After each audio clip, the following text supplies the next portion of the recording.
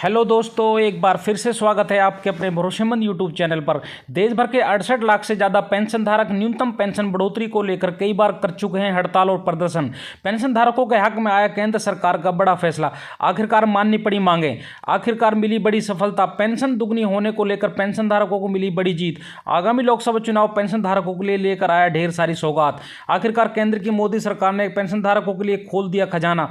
Pension धारकों की pension बढ़ोतरी का सालों पुराना सपना हुआ पूरा।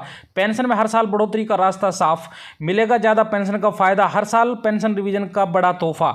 इसी के साथ रेलवे पेंशनरों की पेंशन को लेकर, पेंशन एरियर जारी करने को लेकर, ग्रेजुएटी की सीमा 35 लाख करने को लेकर, 18 माह एरियर भुगतान के जारी करने को लेकर, महंगाई भत्ते में बढ़ोतरी को लेकर, न्यूनतम वेतन बढ़ोतरी को लेकर, फिक्स मेडिकल अलाउंस को लेकर और पूर्व रिटायर्ड सैनिकों की पेंशन रिवीजन को लेकर अभी बड़ी खुशखबरी निकल कर आ चुकी है।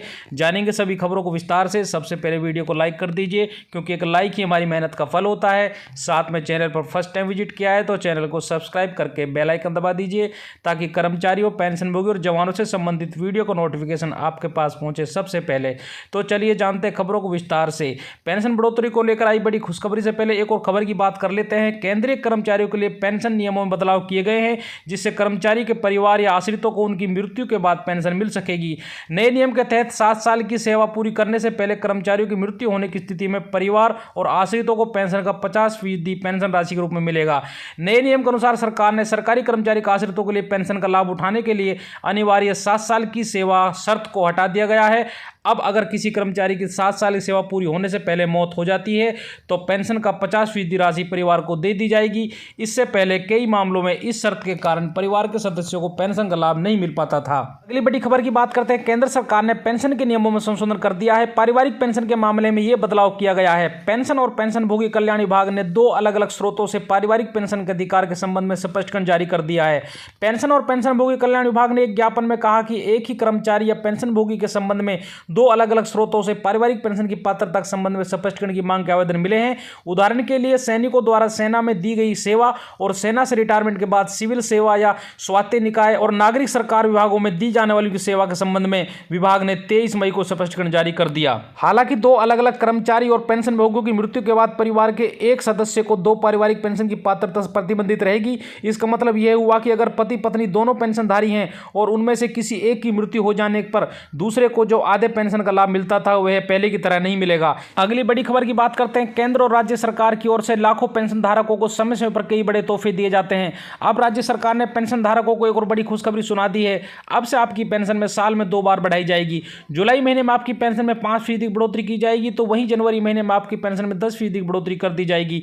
यानी इस हिसाब से कर्मचारी की पेंशन में हर साल 15% की बढ़ोतरी होगी। लेकिन इससे पहले आपको बता दें कि इस राज्य के सरकार के कर्मचारियों को इसका फायदा देखने को मिलेगा। राजस्थान सरकार ने न्यूनतम आय गारंटी कानून लागू कर दिया है। राजस्थान देश का पहला ऐसा राज्य बन गया है जिसने ये कानून लागू किया है। इस गारंटी कानून से हर साल पेंशन बढ़ेगी और साथ ही सामाजिक सुरक्षा पेंशन की गारंटी भी दी जाएगी। राज्य सरकार ने बताया कि कर्मचारियों की पेंशन हर साल 2 किस्तों में बढ़ाई जाएगी। जुलाई महीने में पेंशन में 5% की बढ़ोतरी और जनवरी महीने में 10% की बढ़ोतरी होगी। पेंशन लेने के 1 साल बाद ही पेंशन धारकों को बढ़ोतरी मिलेगी, यानी मंजूरी की तारीख से 1 साल बाद ही 15% की बढ़ोतरी की जाएगी। इसके अलावा राज्य सरकार ने बताया कि मनरेगा के तहत आपको अतिरिक्त रोजगार भी मिलेगा। अब से 25 दिन का अतिरिक्त रोजगार मिलेगा। अब लोग 125 दिन काम कर सकेंगे। अगली बड़ी खबर की बात करते हैं। कर्मचारियों के खाते में आएंगे 7 लाख रुपए, एक मुश्त मिलेगा एरियर। कर्मचारियों के लिए बड़ी खबर है। 1 महीने के बाद उन्हें एरियर का भुगतान किया जाएगा। 23 महीने के एरियर भुगतान के संबंध में सभी अनुषंगी कंपनियों को आदेश जारी कर दिए गए हैं। अगस्त महीने के वेतन के साथ ही उन्हें एरियर की राशि का भुगतान कर दिया जाएगा। ऐसे में उनके खाते में 3 से 7 लाख रुपए तक की वृद्धि रिकॉर्ड की जा सकती है। कोयला कर्मचारियों के लिए अच्छी खबर है। कोयला कर्मचारियों को अगस्त महीने के वेतन के साथ ही उनके वेतन समझौते के एरियर का एक मुश्त भुगतान किया जाएगा। उन्हें 23 महीने के एरियर का भुगतान किया जाना है। इसके साथ ही उनके खाते में 2 से 7 लाख रुपए एक मुश्त राशि भेजी जाएगी। पहले 1 या 2 किस्तों भुगतान की बात कही जा रही थी, लेकिन अब ऐसा नहीं है। कोयला वेतन समझौता 11 के एरियर का अगस्त महीने के वेतन के साथ सितंबर महीने के पहले सप्ताह में भुगतान किया जाएगा। इस बड़ी खबर की बात करते हैं। 7 वेतन आयोग की सिफारिश लागू होने के बाद सेवानिवृत्त सरकारी कर्मचारियों की न्यूनतम पेंशन 3500 रुपए से 157.14% बढ़ाकर 9000 रुपए हो जाएगी। कार्मिक लोक शिकायत और पेंशन मंत्रालय ने 7 वेतन आयोग की पेंशन धारकों के लिए की गई सिफारिशों को स्वीकार कर लिया है। ग्रेच्युटी की सीमा भी मौजूदा 10 लाख रुपए से बढ़ाकर 20 लाख रुपए कर दी गई है। आयोग ने यह भी सिफारिश की है कि जब कभी भी महंगाई भत्ता 50% से ज्यादा बढ़ जाएगा तो ग्रेच्युटी की अंतिम सीमा भी 25% से बढ़ा दी जाए। सरकार ने इस प्रस्ताव को भी स्वीकार कर लिया है। गौरतलब है कि केंद्र सरकार के कुल 58 लाख पेंशनभोगी कर्मचारी हैं। मंत्रालय द्वारा जारी किए गए आदेश के मुताबिक पेंशन की रकम न्यूनतम 9,000 रुपए और अधिकतम 1,25,000 रुपए होगी। उल्लेखनीय है कि सरकार में उच्चतम वेतन 1 जनवरी 2016 से 2,50,000 रुपए होगा। आदेश के अनुसार सेवानिवृत्ति, ग्रेच्युटी और मृत्यु के बाद मिलने वाली ग्रेच्युटी की अधिकतम सीमा 20 लाख रुपए रहेगी। नई व्यवस्था के तहत असैन्य व सैन्य बलों में निकटवर्ती परिजनों को मिलने वाले मुआवजा राशि में काफी बढ़ोतरी हुई है। आतंकवादी और असामाजिक तत्वों द्वारा की गई हिंसक कार्रवाई में हुई मौत या सरकारी कामकाज के दौरान किसी दुर्घटना में मौत पर मिलने वाला मुआवजा राशि 10 लाख रुपए से बढ़ाकर 25 लाख रुपए कर दी गई। इसी तरह आतंकवादियों या उग्रवादियों और समुद्री लुटेरों के खिलाफ कार्रवाई के दौरान हुई मौत या बहुत ऊंचाई पर दुर्गम सीमा चौकियों पर ड्यूटी के दौरान हुई मौत पर मिलने वाली मुआवजा राशि को 35 लाख रुपए किया गया है, जो पहले 15 लाख रुपए थी। अगली खबर की बात करते हैं। सेना से रिटायर्ड लोगों के लिए अच्छी खबर है, उन्हें सरकार ने बड़ी पेंशन के तौर पर नए साल का तोहफा दिया है। देर शाम कैबिनेट के फैसले की जानकारी देते हुए सूचना एवं प्रसारण मंत्री अनुराग ठाकुर ने बताया कि केंद्रीय मंत्रिमंडल ने वन रैंक वन पेंशन के तहत रक्षा कर्मियों पारिवारिक पेंशनरों की पेंशन में अगले संशोधन को मंजूरी दे दी है। इसके कुछ देर बाद ही रक्षा मंत्रालय के प्रवक्ता ने ट्वीट कर बताया कि OROP यानी वन रैंक वन पेंशन के तहत 1 जुलाई 2019 से सर्विस पेंशन में रैंक के अनुसार कितनी वृद्धि की गई है। प्रवक्ता ने एक टेबल भी शेयर किया है। इसमें सिपाही के रैंक से लेकर लेफ्टिनेंट जनरल रैंक तक पुरानी पेंशन के बाद 2019 में संशोधित पेंशन और उसके बाद 1 जुलाई 2021 से रिवाइज पेंशन के आंकड़े दिए गए हैं। इसमें बताया गया कि सिपाही को 1 जनवरी 2016 को 17,699 रुपए पेंशन मिलती थी, जो 1 जुलाई 2019 को बढ़कर 19,726 रुपए हो गई। अब ये 1 जुलाई 2021 से रिवाइज होकर 20,394 रुपए हो गई है। इस प्रकार से 1 जुलाई 2019 से 30 जून 2022 तक संभावित बकाया 27,000 रुपए बनता है, जो एरियर रूप में दिया जाएगा। केंद्रीय मंत्रिमंडल ने रक्षा बलों के कर्मियों और परिवार पेंशन धारकों के लिए वन रैंक वन पेंशन के प्रावधानों में संशोधन के प्रस्ताव को शुक्रवार को मंजूरी दी। सूचना एवं प्रसारण मंत्री अनुराग ठाकुर ने बताया कि इसका लाभ परिवार में पेंशन धारकों के साथ युद्ध में शहीद होने वाले जवानों की विधवाओं और दिव्यांग पेंशन धारकों को मिलेगा। उन्होंने बताया कि इसके कारण सरकारी कोष पर हर साल 8450 करोड़ रुपए का बोझ पड़ेगा।